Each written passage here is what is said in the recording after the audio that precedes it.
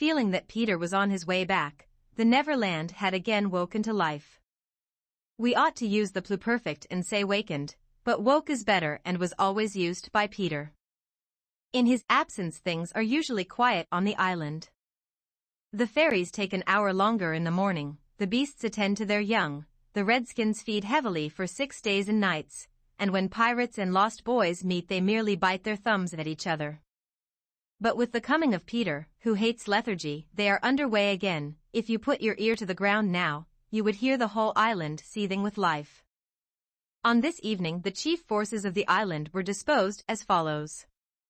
The lost boys were out looking for Peter, the pirates were out looking for the lost boys, the redskins were out looking for the pirates, and the beasts were out looking for the redskins. They were going round and round the island, but they did not meet because all were going at the same rate. All wanted blood except the boys, who liked it as a rule, but tonight were out to greet their captain. The boys on the island vary, of course, in numbers, according as they get killed and so on, and when they seem to be growing up, which is against the rules, Peter thins them out, but at this time there were 6 of them, counting the twins as 2. Let us pretend to lie here among the sugarcane and watch them as they steal by in single file, each with his hand on his dagger. They are forbidden by Peter to look in the least like him, and they wear the skins of the bears slain by themselves, in which they are so round and furry that when they fall they roll. They have therefore become very sure-footed. The first to pass is Tootles, not the least brave, but the most unfortunate of all that gallant band. He had been in fewer adventures than any of them, because the big things constantly happened just when he had stepped round the corner. All would be quiet, he would take the opportunity of going off to gather a few sticks for firewood, and then when he returned the others would be sweeping up the blood. This ill luck had given a gentle melancholy to his countenance, but instead of souring his nature had sweetened it, so that he was quite the humblest of the boys. Poor kind Tootles, there is danger in the air for you tonight. Take care lest an adventure is now offered you, which, if accepted, will plunge you in deepest woe. Tootles, the fairy Tink, who is bent on mischief this night is looking for a tool, and she thinks you are the most easily tricked of the boys. Where Tinker Bell? Would that he could hear us, but we are not really on the island, and he passes by, biting his knuckles. Next comes Nibs, the gay and debonair, followed by Slightly, who cuts whistles out of the trees and dances ecstatically to his own tunes. Slightly is the most conceited of the boys. He thinks he remembers the days before he was lost, with their manners and customs, and this has given his nose an offensive tilt. Curly is fourth, he is a pickle, and so often has he had to deliver up his person when Peter said sternly, "Stand forth the one who did this thing," that now at the command he stands forth automatically whether he has done it or not. Last come the twins, who cannot be described because we should be sure to be describing the wrong one. Peter never quite knew what twins were, and his band were not allowed to know anything he did not know, so these two were always vague about themselves, and did their best to give satisfaction by keeping close together in an apologetic sort of way. The boys vanish in the gloom, and after a pause, but not a long pause, for things go briskly on the island, come the pirates on their track. We hear them before they are seen, and it is always the same dreadful song. Avast belay, yo-ho, heave to. A-pirating we go. And if we're parted by a shot, we're sure to meet below. A more villainous-looking lot never hung in a row on execution dock. Here, a little in advance, ever and again with his head to the ground listening, his great arms bare, pieces of 8 in his ears as ornaments, is the handsome Italian Secco, who cut his name in letters of blood on the back of the governor of the prison at Gao. That gigantic black behind him has had many names since he dropped the one with which dusky mothers still terrify their children on the banks of the Guajuemo. Here is Bill Jukes, every inch of him tattooed, the same Bill Jukes who got 6 dozen on the Walrus from Flint before he would drop the bag of moidores, and Cookson, said to be Black Murphy's brother, but this was never proved, and Gentleman Starkey, once an usher in a public school and still dainty in his ways of killing, and Skylights, Morgan Skylights, and the Irish boatswain Smee, an oddly genial man who stabbed, so to speak, without offense, and was the only nonconformist in Hook's crew. And Noodler, whose hands were fixed on backwards, and Ropt. Mullins and Alf Mason and many another ruffian long known and feared on the Spanish Main. In the midst of them, the blackest and largest in that dark setting, reclined James Hook, or as he wrote himself, Jas. Hook, of whom it is said he was the only man that the sea cook feared. He lay at his ease in a rough chariot drawn and propelled by his men, and instead of a right hand he had the iron hook with which ever and anon he encouraged them to increase their pace. As dogs this terrible man treated and addressed them, and as dogs they obeyed him. In person he was cadaverous and black-avised, and his hair was dressed in long curls, which at a little distance looked like black candles, and gave a singularly threatening expression to his handsome countenance. His eyes were of the blue of the forget-me-not, and of a profound melancholy, save when he was plunging his hook into you, at which time 2 red spots appeared in them and lit them up horribly. In manner, something of the grand seigneur still clung to him, so that he even ripped you up with an air, and I have been told that he was a raconteur of repute. He was never more sinister than when he was most polite, which is probably the truest test of breeding, and the elegance of his diction, even when he was swearing, no less than the distinction of his demeanor, showed him one of a different caste from his crew. A man of indomitable courage, it was said that the only thing he shied at was the sight of his own blood, which was thick and of an unusual color. In dress he somewhat aped the attire associated with the name of Charles II, having heard it said in some earlier period of his career that he bore a strange resemblance to the ill-fated Stuarts, and in his mouth he had a holder of his own contrivance which enabled him to smoke 2 cigars at once. But undoubtedly the grimmest part of him was his iron claw. Let us now kill a pirate, to show Hook's method. Skylights will do.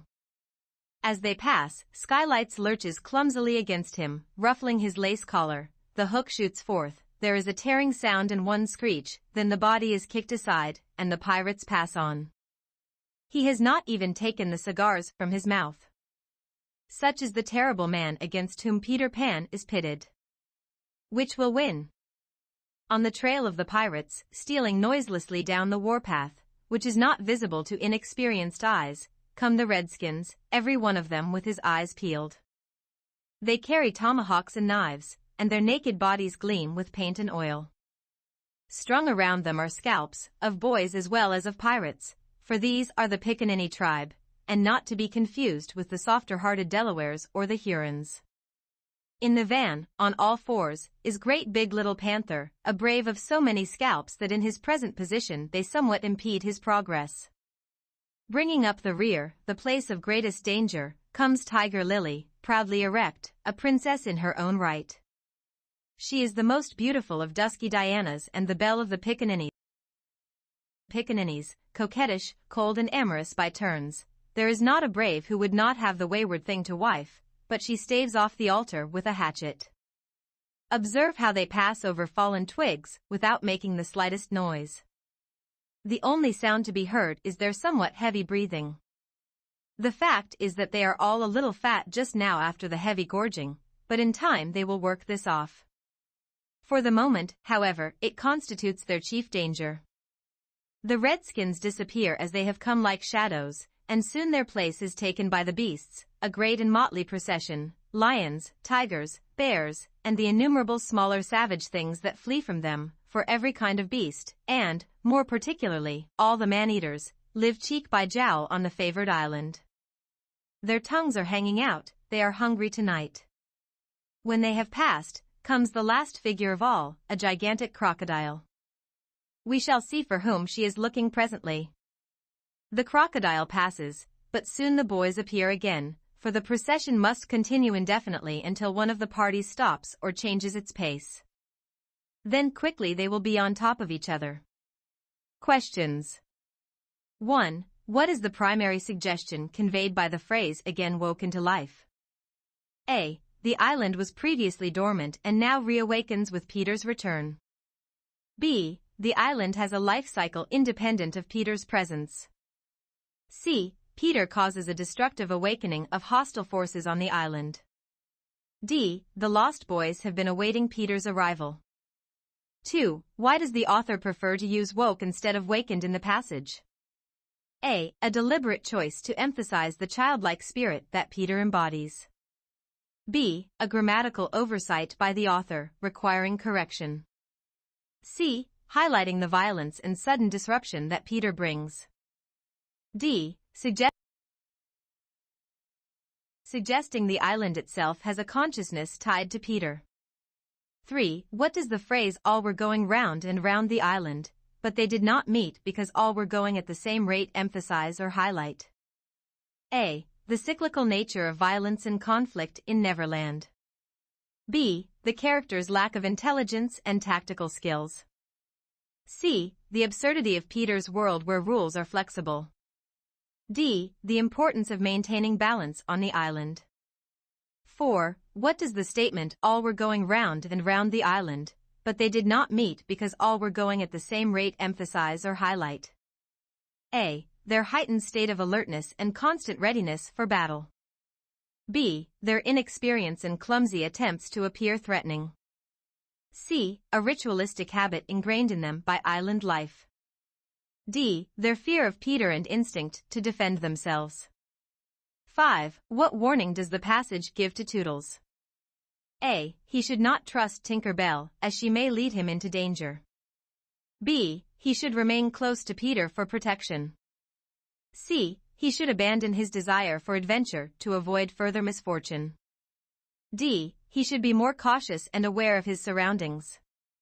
6. How does the description of Toodles' gentle melancholy contribute to the overall tone of the passage? A. It emphasizes the harsh and unforgiving nature of Neverland. B. It creates a sense of bittersweet nostalgia and innocence. C. It introduces a note of humor in an otherwise serious passage. D. It foreshadows a tragic event that will soon befall the Lost Boys.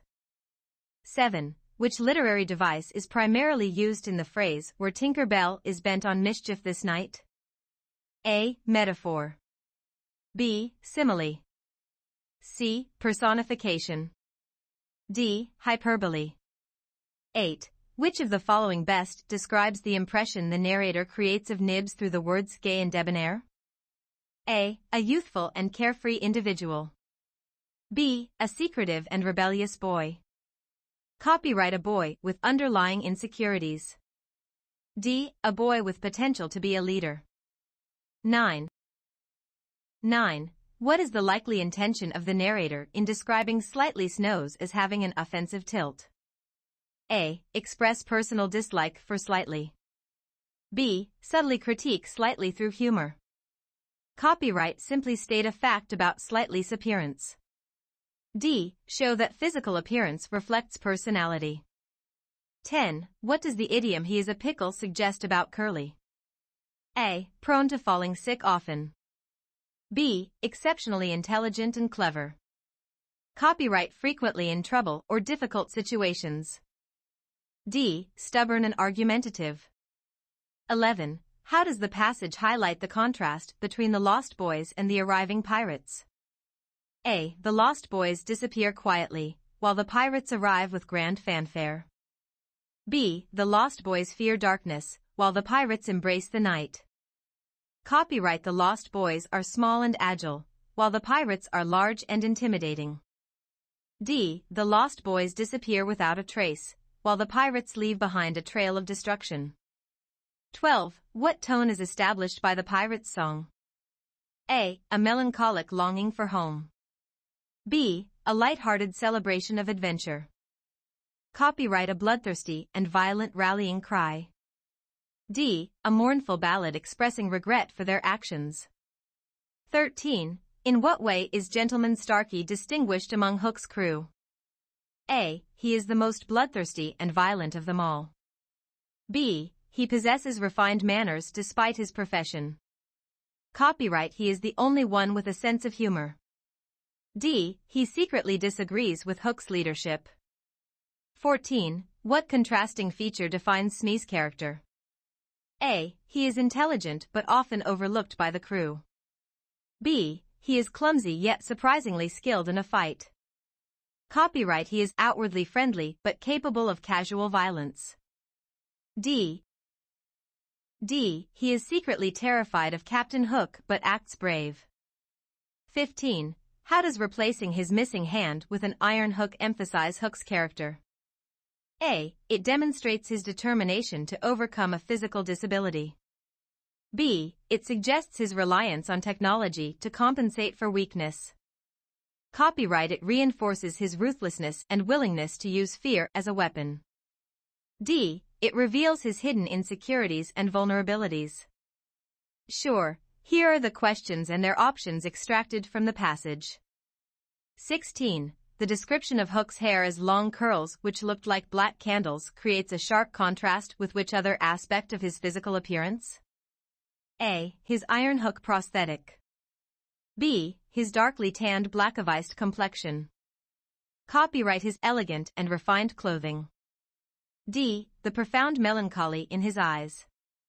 17. What aspect does the term Grand Seigneur, employed to characterize Gentleman Starkey, primarily emphasize about him?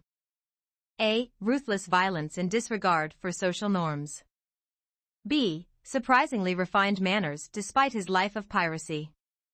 Copyright. Secret desire to overthrow Hook and lead the pirates. D. Skillful manipulation and deception of others. 18. Which of Starkey's actions best exemplifies his paradoxical nature? A. Viciously attacking prisoners during raids. B. Killing without remorse when ordered by Hook. Copyright. Maintaining his refined manners even in dangerous situations. D. Feeling pity towards Peter and the Lost Boys. 19. The description of Hook as a raconteur of repute suggests that he possesses which surprising quality? A. A talent for storytelling and entertainment. B. A deep understanding of history and politics.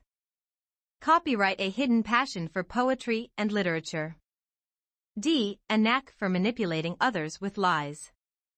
20. How does Hook's polite facade function within the story? A. It demonstrates his genuine respect for social norms. B. It makes his acts of violence even more shocking.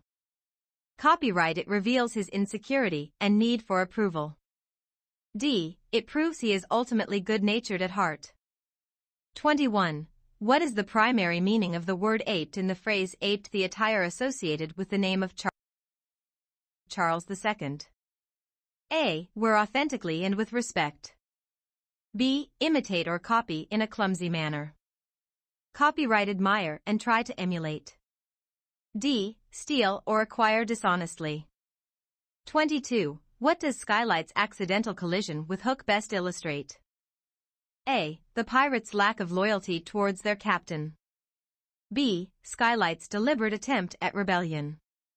Copyright. Hook's swift and merciless reaction to even minor offenses. D. The inherent clumsiness of the pirate crew. 23. How does the fact that he has not even taken the cigars from his mouth illustrate Hook's behavior or character? A. Fierce determination in combat. B. Complete disregard for human life. Copyright. Hidden fear of Skylights. D. Dependence on his iron claw weapon. 24. How does the word noiselessly contribute to the atmosphere of the scene with the pirates and redskins? A. It creates a sense of swiftness and agility. B. It emphasizes the comedic nature of their movements.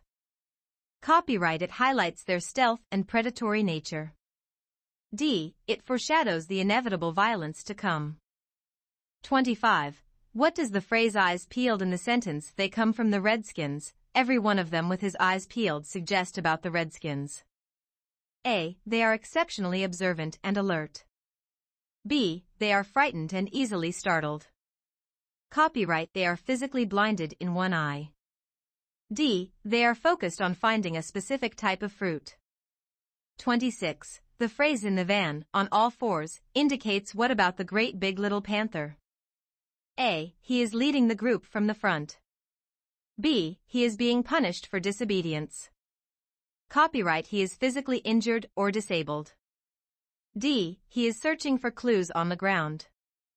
27. The passage describes Tiger Lily as the belle of the pickaninnies who is also coquettish, cold, and amorous by turns.